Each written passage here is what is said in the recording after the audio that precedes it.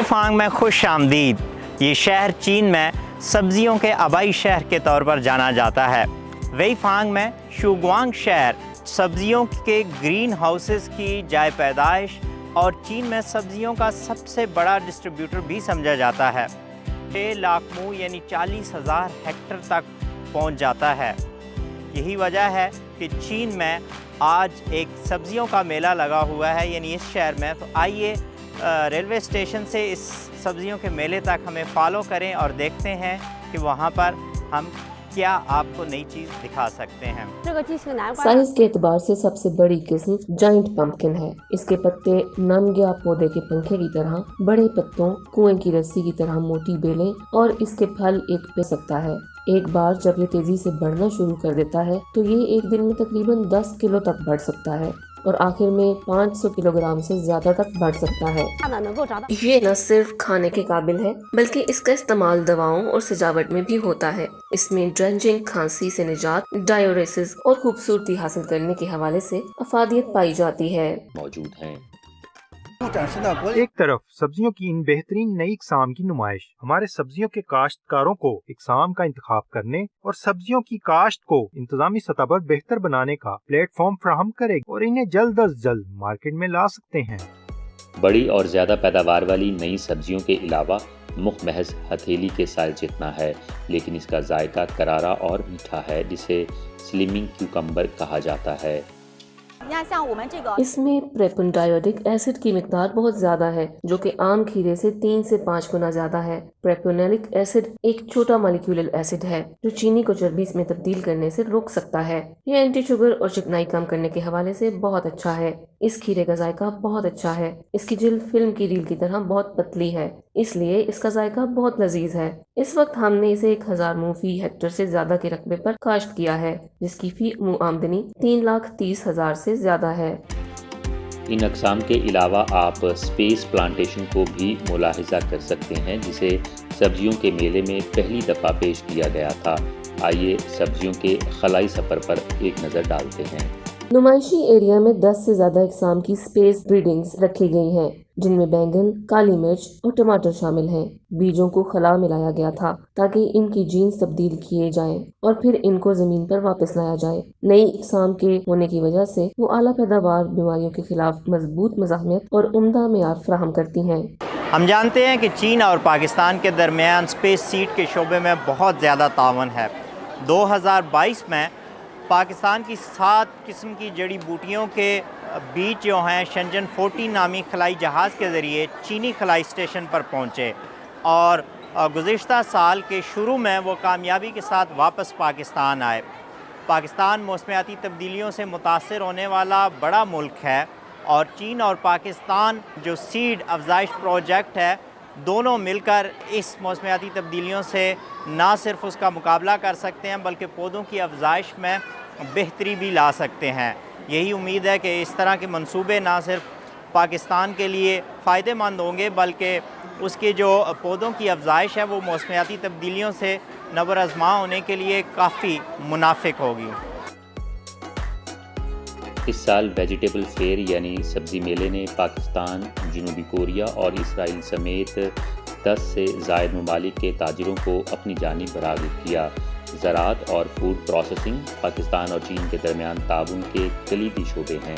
इस मेले ने आलमी सतह पर ज़रई तिजारत और टेक्नोलॉजी के तबादले और ताउन को मज़ीद फ़रोग़ दिया है और पाकिस्तान और चीन की ज़रई तरक्की को भी तेज़ किया है।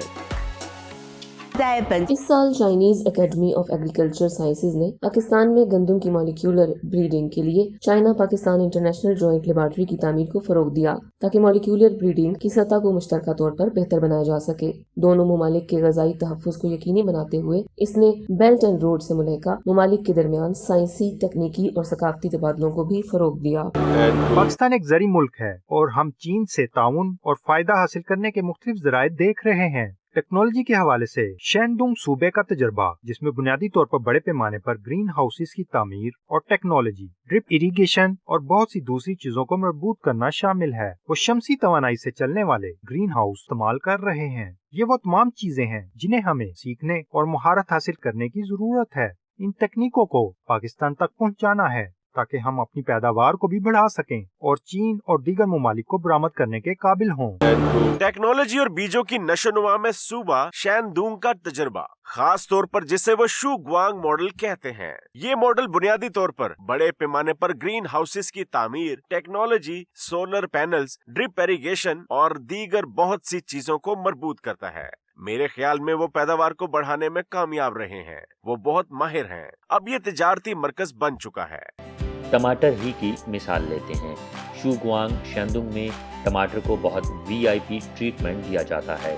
ہم نے انہیں ویجیٹیبل فیئر کے ویجیٹیبل ایگریکلچر ایگزیبیشن ہال میں پایا۔